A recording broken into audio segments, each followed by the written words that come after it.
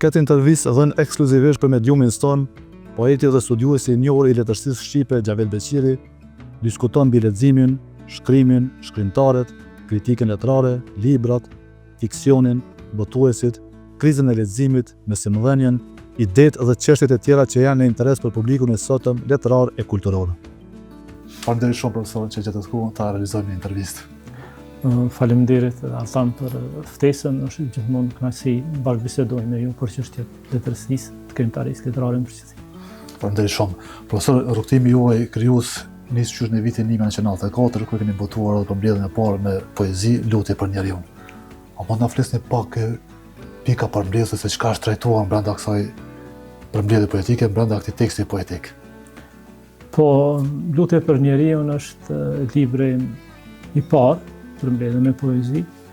Unë e kam thënë edhe hera të tjera, nuk jam nga ata që kanë filluar krimtarinë letrare që në bankat e shkollës, në lishe. Është botimi im i parë.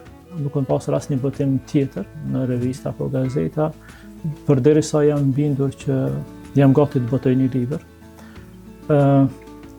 Udhëtimi i këtij libri është pak sa interesant. Unë nuk i dija si shkojnë të çështjet procedurale të botimit dhe për një mes një miku tim rash në kontakt me ndjerin, shkrimtarin shumë të njohur dhe dashur për ne Arif Demudhe. Edhe unë bisedova me ta dhe i tregova që kam një libër me poezi cilin do të dëshiroja ta botoj. Në atë kohë isha absolvent në studimet themelore, thashëm atëherë, studimeve bachelor në degën gjuhë dhe letërsi shqipe në Fakultetin e Filologjisë. Arif e pranoi tekstin edhe ishte shumë i shkoqër. Tha po, më jap një audit, nëse më pëlqen teksti vazhdoj, nëse jo, tha pastaj do shkrim. Edhe u takuam ndërkohë, para asaj 7 ditë, libri kishte pëlqyer shumë, e më tha nëse ju pranon me kënaqësi do të isha recenzent i librit tuaj. Edhe kështu vazhduam. Faktikisht dorëshkrimi është botuar pa e ndryshuar asnjë presje. Edhe redaktori mandej që ka qenë atëherë në revistës Fjala, Milazim Krasniq dhe autorë tjerë që kanë punuar tekstin nuk kanë pasur asnjë ndërhyrje. E di që në një anketë që botoi Fjala në fund të vitit 94 me shkrimtar Arif Demudhe thekson ato që për mua zbulimi i vitit në fushë letërsisë është Xhavet Beqiri. Milazim Krasniq po ashtu cilën në atë kohë një vetëm duke parë në ato intervistat në shoqatën e shkrimtarëve me presidentin Rogova që ka qenë më kryetari i Ligës së Shkrimtarëve. Edhe ai më thotë që Xhavetu nuk një po jam i befasuar me një libër që është thjesht një realizëm magjik po në poezi. E natyrisht unë si një student nuk mund të them që nuk ndiesha mirë. Mandej ka pasur edhe gazeta atëherë e vetme përditshme, gazeta Bujko, cila kishte një sidomos të shtunave, që qenë një shtoj shumë të mirë për kulturë, ka pas një faqe recenzion të autorit, poetit kritikut, Abdullah Konushevci, që po ashtu shkruan me tone shumë afirmative dhe të mirakëndshme për librin. Si, le të themi si student, ndërsa si krijues i ri, mund të them që në një farë mënyre, ky libër mi ka qelur të gjitha rrugët. Edhe për në fushë studimeve tutje, më kanë njohur me botën e krijuesve tanë kryesor, kështu që kanë qenë, jam mësuar me ta, në një farë mënyre, le të themi kështu, jam shumë mirë as librit parë. Profesor, rrugtimi juaj pastaj ka vazhduar edhe me veprat e tjera studimore letrare. Po ndalemi pak te dy kolosët e letrave shqipe. Kur i morëm më gjerësisht me Camajin edhe Fishten. A mund na flisni pika përmbledhëse se çka keni trajtuar brenda këtyre dy teksteve? Po. Njohja me këta dy autorë sigurisht ka filluar që në kohën e studimeve, le të themi, njohja më sistematike me vepra në këtyre dy autorë ka filluar në vitet 90 kur filloi botimi i tyre me shlershëm, sepse që të dy ishin të anatemuar nga sistemi. Edhe u botua atëherë nga shtëpia botuese e Rilindja, u botua në formë komplete, botimi me i plot deri atë kohë e veprës së Fishtës. edhe unë aty, domthonë më njëherë gjithë kam lexuar fishtën tana zhanret, edhe lahutën, edhe dramatikën, edhe satirikën, polemikat e ndryshme kështu me radhë. Ndërsa me camajn jam marrë në mënyrë më sistematike, domthonë pas tutun në Kosovë, si student i shkollës tretë, atëherë themi studimet e magjistraturës. Pra veprën e camajt komplete e kam pasur objekt studimi në prizmin e stilistikës gjuhësore. Prandaj edhe libri im bën po këtë titull, Gjuha dhe stili Martin Camaj. Këndvështrimi im ka qenë thjesht nga aspekti i stilistikës gjuhësore, që një disciplinë e veçantë e stilistikës letrare. Ndërsa me fishtën jam marrë kryesisht me objekt tezët të disertacionit kam pasur lahutën e Malësisë, edhe kënë i parë nga aspekti stilistikës gjuhësore, si dhe të themi kështu si fush imja më veçantë në kuadër të studimeve të rregulla që kam bërë.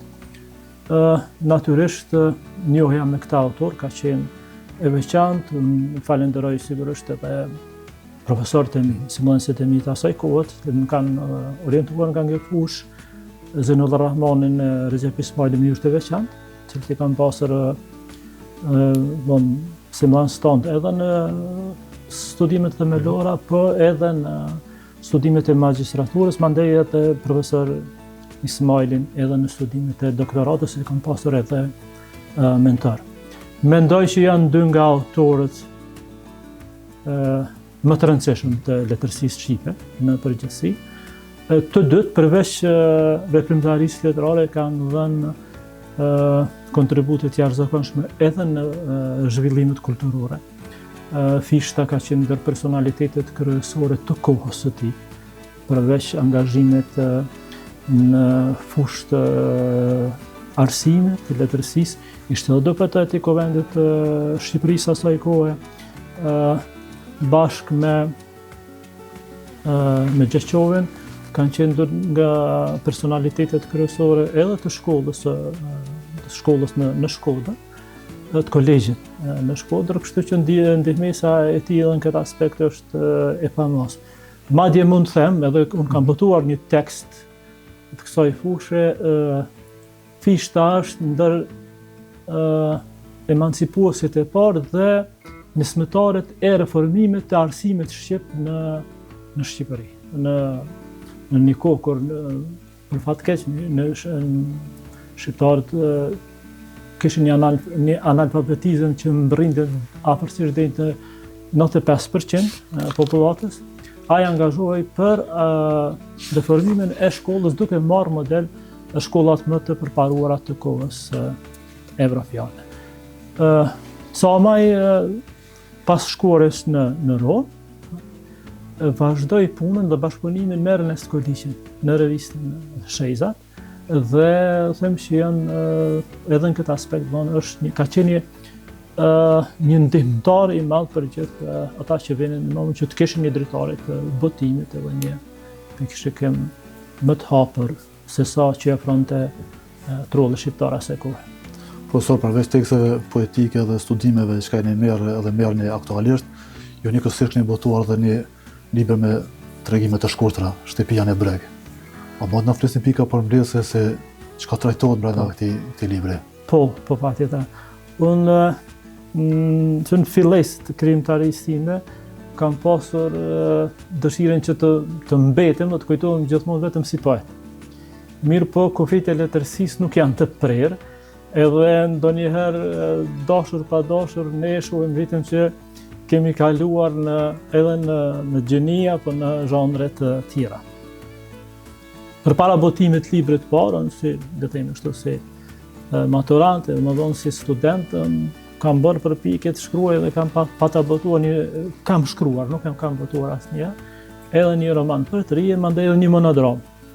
Them që mirë që si kam botuar. Kur jam futur në krijimtarinë letrare, në fushë të botimit, gjithmonë kam pasur intencion që të mbetem vetëm poet, sepse vlerësoj që poezia është kulmi i artit letrar, edhe përdorimi dytësor i gjuhës shëmbëllen më së miri në vargun letrar. Për shkak të figuracionit, ritmit, disiplinës që kërkon poezia, gjuhës specifike, elezionit, e gjitha këto. Të e pa gjithmonë poezinë si një art letrar, unë kam pasur dëshirë që të mbetem gjithmonë vetëm në poezi. Tash libri për cilin ju po më pyesni, Shtëpia në Breg, ka filluar të shkruhet dikon në vitin 2002-2003. Në vitin 2003 unë e pata botuar të revista letrare Jeteri, një pjesë me 7 prozat shkurta poetike,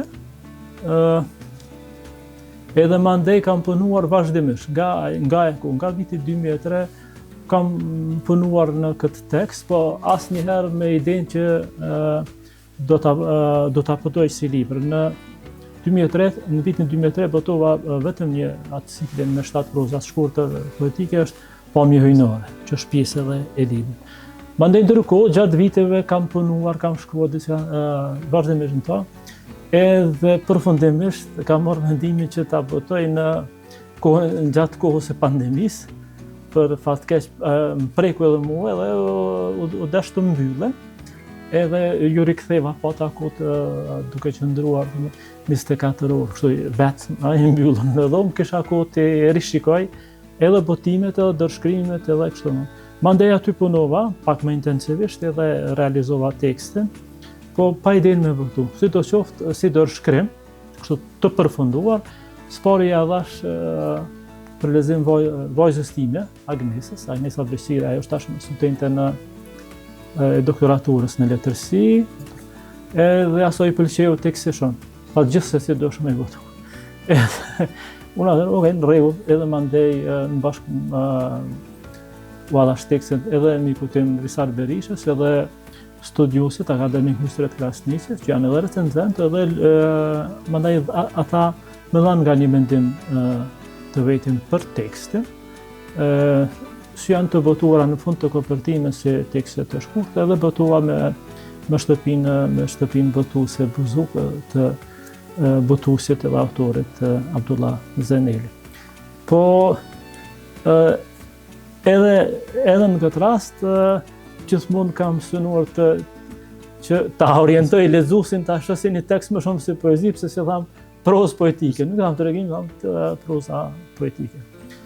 Po ka gjetur lexuesin shumë autorë, si të krijues tonë, nga ka thonë në goxha drejt për drejt, vazhdo të shkruash në prozë. Po unë thonë më shumë se edhe si vokacion edhe si prirje ndoshta kështu, mua më shumë më flen poezia. Profesor, po gjykoj edhe pe kondit tim, e kam lexuar këtë libër, mirë ke bërë që e ke shkruar, që ke botu. Falenderoj, vlerësoj mendimin. Profesor, po vazhdojmë pak se është e pashmangshme, më ta themi kështu kushtimisht se ne krijues mos me pas edhe ndikim prej autorëve, qofshin ata traditës, autorë vendor apo ata ndërkombëtar. Ju si krijues shkrimtar, ligjërues, cilët janë ata shkrimtarë që kanë pasur ndikim në rrugtimin tuaj krijues?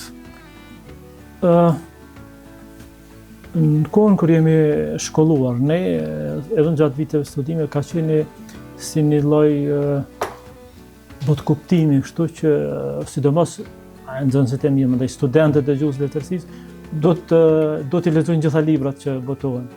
Edhe më kujtohet që ende pa e mbaru shkollimin fillor, atër ka qenë me 8 klasa, unë i kam pas lexuar shumicën e veprave që asoku e botën të Shtëpia botuese Rilindja. Madje duke përfshirë edhe autorë, jo vetëm autorët tonë të traditës që kanë qenë Naimi, Azreni, Qajupi e tjerë, ose autorët e Kosovës, Nazmir Rahmani, ose Zanullah Rahmani, Pashku e të tjerë, poetët Ali Podrimja, Sabri Hamiti, Rahman Dedaj.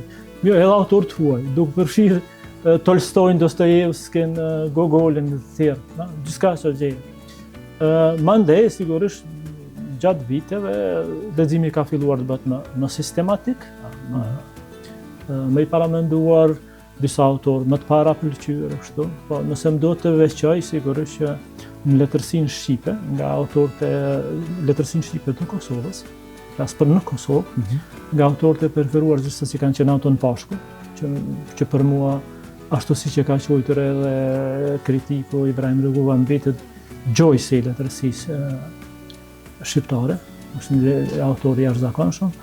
Proza e Zënullah Rahmanit dhe poezia poetëve që më përmend. Sigurisht edhe ndikimi i autorëve të Shqipërisë, proza sidomos, jo poezia, do kam në favor.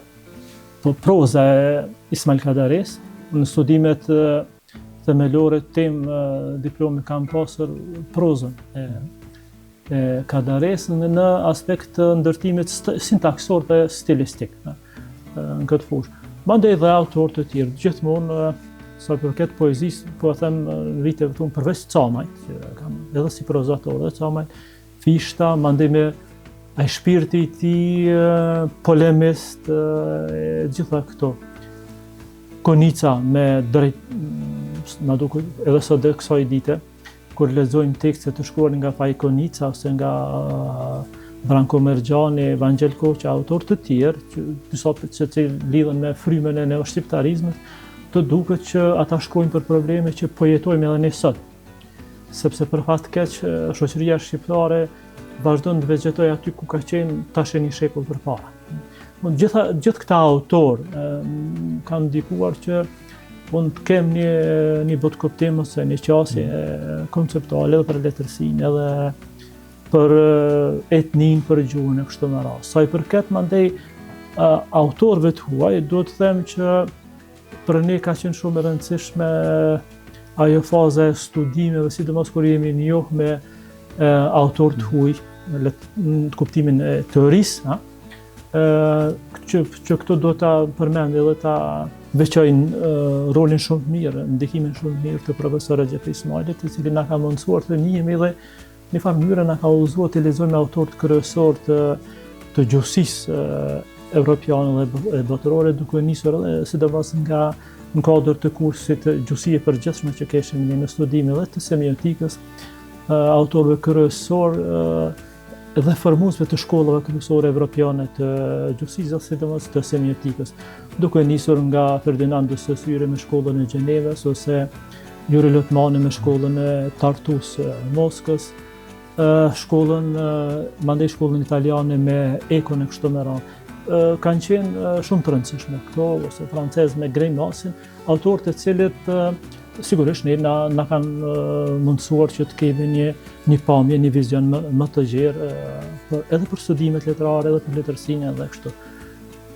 Për fat mirë, studimet letrare në Kosovë, edhe gjuhësore dhe letrare në Kosovë, sidomos në vitin pas viteve 70, në farë mënyre kanë dalë nga ajo vorbulla e studimeve socrealiste me autorë shumë mirë të kritikës sonë letrare si që përmena Ibrahim Rugova, Sabri Hamiti, Mensur Aifi, të tjerë në gjuhësi me Recep Ismailin, të cilët në një farë mënyre duke shfrytzuar përvojën e tyre të studimeve jashtë, kryesisht në Paris, në Zagreb, në Shkodër, kanë sjell tekstet prej andej ku kanë studiuar, i kanë përkthyer në gjuhën shqipe dhe ja kanë mundësuar lexuesit të Kosovës të komunikojnë deshëm me autorët kryesor të mendimit kritik evropian edhe botëror dhe në farë mënyrë të shlirohen nga ajo pamje e ngushtë, nga ai shablloni socrealist ku gjithçka ndohej bardhës së zi. Edhe në bazë këtij shablloni për fat keq letërsia shqipe ka qenë ndarë për disa dekada në letërsi të mirë ose pozitive dhe në ato që quajten letërsi reaksionare. Profesor, derisa jente të autorë që përmendet që është ata vendorë ose ndërkombëtar, po më interesoni mendimi juaj se sa është prezantuar letërsia shqipe jashtë kufijve shqiptare. Sa dim ne deri sot. Përpara Kadares ne kemi pasur një propozim për Nobel Gjershfishta ka qenë njëri i propozuar për Nobel edhe ka dhënë. Shkrimtari i parë. Për fatin të keq, asnjëri nuk morën çmimin. Sado që mendoj që letërsia e mirë edhe shkrimtari kur nuk do ta ketë motiv çmimin ose shpërblimin, ai shkruhet Sigurisht. letërsi sepse është megjithatë besoj që Kadareja duhet të jetë autori më i përkthyer i letërsisë shqipe në të gjitha gjuhët kryesore botërore. Ka edhe autorë të tjerë, tashmë po shoh që edhe autorë të Kosovës depërtojnë, po mendoj që ndoshta edhe shteti shqiptar edhe Kosova pashtu mund ndoshta të mendojnë më shumë në këtë aspekt edhe të krijojnë ndonjë institucion ose ndonjë qoftë që merret me plasimin e letërsisë shqipe ose e lehtëson, sado që unë mendoj që letërsia e mirë gjithsesi e gjen rrugën, e gjen shtegen për të komunikuar edhe jashtë. Disa vepra mandej janë specifike, është problem sidomos për kthimi i mirë i poezisë, për shkak natyrës specifike të vargut, do të ruhet ritmi, do të ruhen rima, do të ruhen struktura rrokesore, gjithë këto. Te proza besoj që është më lehtë për shkak të gjuhës më universale që ka proza. Profesor, në kodër kësaj sa mendon se kanë bërë institucionet kompetente në këtë drejtim? Po tani nuk për prezantimin e letërsisë. Nuk e di se sa mund të gjykojmë, sa mund të jemi objektiv në këtë çështje. Di se shtëpitë tona botuese marrin pjesë rregullisht në panajiret ndërkombëtare, siç është për shembull panajiri i Frankfurtit në Gjermani, dhe panajira të tjerë të rajonit. Mirë po, shumica botuesve sa dim varen nga mbështetja e institucioneve të shtetit. Kështu që është, le të themi kështu, është një cikël i ndërlidhur, që besoj që mund të bëhej më shumë, nëse do të kishte një strategji më të mençur dhe nëse do të kishte vendosmëri më shumë, sepse autorët vetë nuk mund të bëjnë asgjë, sepse s'ka kuptim që autorët merren në përkthimin e librës. Po shtëpitë botuese, po të ishin më serioze, po të kishin synime pak më ambicioze, besoj që do të mund ta bëjnë. Kodër kësaj profesor që përmende edhe shtëpitë botuese, po më intereson mendimi juaj si e shihni raportin shkrimtar botues lexues, një trekansh, kështu ta themi kushtimisht. Po, shpesher na bjen edhe dëgjojmë të lexojmë për një farë krize leximi, për mandej një farë qasje krahasimtare me diku lexojmë shumë tani më pak. Nuk e di, a ka një barometër që na jap dhëna të sakta ose që më të saktë, po besoj që nuk mund flitet për krizë leximin në sa kohë që ekzistojnë kaq shumë shtëpi botuese. Nuk di a ka ndokush ndonjë evidencë saktë, mirë po ka shumë botues besoj, prej atyre që vërtet janë botues, unë konsideroj që janë botues të mirë, deri të tjerë që ndonjëherë konsideroj që nuk ja kanë që idenë që farë botojnë. Po sa ka që ekzistojnë gjitha botues, më besoj që ka dhe lexues, sepse këta, le të themi kushtimisht, malli i botuesit që plasohen treg është libri, nëse ai vazhdimisht nuk ka ku e plason mallin, sigurisht që nuk do ta bëjë atë. E mandej të cilësia e botimeve dhe të cilësia e shkrimeve, këto mendoj që do të trajtohet si një çështje, si një temë më vete. Dikur kanë ekzistuar gazetat e përditshme letrare, po dhe revistat, libri është prezantuar në mënyrë sistematike. Unë kujtohet edhe po të gjithë librat e mi përpara, derisa kanë qenë gazetë, librat prezentoheshin s'parin si njoftim, ka qenë një farë tip Ciceroni kulturor, ku njoftohej për botimet e reja. Jepeshin gjitha karakteristikat, zhanri, numri faqeve, botuesit, disa. Mandej nuk shkonte javën tjetër botohej një recension i plot për librin. Unë kishte varimisht. Edhe mas një kohë caktuar mund të kishte ndonjë recension tjetër apo kështu me radhë. Kishte një komunikim, le të themi kështu, të rregullt të kritikës me lexuesin dhe me autorët. Dhe kritika e mirë sigurisht që mandej edhe ndikonte edhe në, le të themi kështu, në krijimin e një opinioni kulturor, një nxitjen e mendimit kritik për atë që është vërtet vlerë dhe cilat tekste mandej ishin botime të zakonshme. Sot kjo në një farë mënyrë na mungon.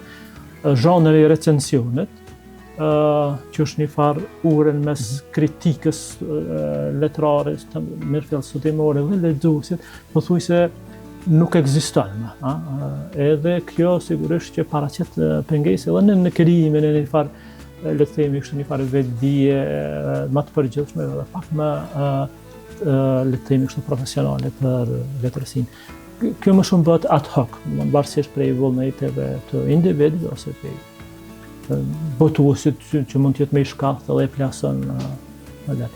Po them që edhe libri, sikur le të themi kushtimet si gjitha prodhime tjera, ka nevojë dhe libri ka nevojë për prezantim, sepse fundit botimi, shkrimi synon të komunikoj me një lexues saktë. Sigurisht, e kam qartë. Profesor Kodreksoj, po më interesoni mendimi juaj se sa mendon se teknologjia ka ndikuar në letërsinë e mirë? A mund ta kemi një mendim tuaj? Teknologjia i ka dy anë të medaljes si gjithë. Sikur të shfrytëzoj për mbar, sigurisht do të ndihmonte shumë. Do të ndihmonte shumë sidomos në aspektin e, le të themi se, krijimit fizik. Sa është më lehtë, ju kujtohet kur kemi filluar librin e parë kam shkruar me makinë shkrimi. Një gabim në faqe doj të rikthej nga fillimi. Tash këto teknologjia, kompjuterët gjitha këto i kanë bërë si pjesë e kujtesë të largët, sepse është shumë më lehtë.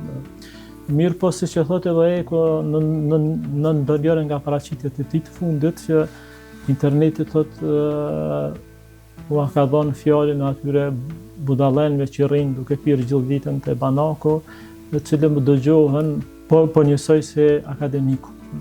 Kjo është që teknologjia shpeshherë i vën në parë atë që është me pazakonshme, me të zhurmën, dikush që po të erë, më shumë dëgjohet dikush që bën zhurmë se dikush që thot diçka. Edhe kjo mund të ketë ndikuar. Po gjithmonë ka ekzistuar një farë frike që doli radioja vdes libri, doli televizioni vdes libri, doli interneti vdes libri. Mendoj që libri do të umbjeton edhe do të umbjetoj të gjitha këtyre le të themi stuhive teknologjike, informative, sepse është një që e mbron, është një botë e veçantë, e mbron gjuha vet, e mbron gjuha në përdorimin dytësor të figuracione. Gjuha e letërsisë, le të themi kështu, i ka ato lehtësitë e veta të cilat përmes cilave do të mbjetoj edhe këtyre farë vështirësive. Libri si tekst i shkruar, si letër, unë besoj që përveç në biblioteka, do të vazhdoj të ruhet kudo, sidomos ato ku ka krijues të mirë edhe ku ka lexues të mirë. Sepse ndjesia që t'je prekja e librit, letrës, ndoshta ndonjëherë edhe pluhuri i librave në bibliotekë është diçka që është e pazëvendësueshme. Mund ta rikujtojmë këtë një thënie të jashtëzakonshme të Borgesit, Jorge Luis Borgesit, që është sigurisht shkrimtarët më të dashur për mua, më të parapëlqyer, që thotë në një rast që parajsin gjithmonë e ka menduar si një bibliotekë të madhe. Si një lloj biblioteke. Edhe unë dëshiroja nëse ka parajse, ai parajs për mua le të jetë një bibliotekë e tillë në pak më e madhe. Profesor, po kalojmë te diçka tjetër, në kodër kësaj jeni edhe ligjërues. Po më interesoni mendimi juaj se sa është interesimi i studentëve për të studiuar gjuhën shqipe, letërsinë shqipe, me këta studentë që merrni çdo ditë me ta. Po, Arthan është një preokupim i imi i përhershëm. Nga viti 2002 jam në Universitetin e Prishtinës. Tashmë jam në Fakultetin e Edukimit.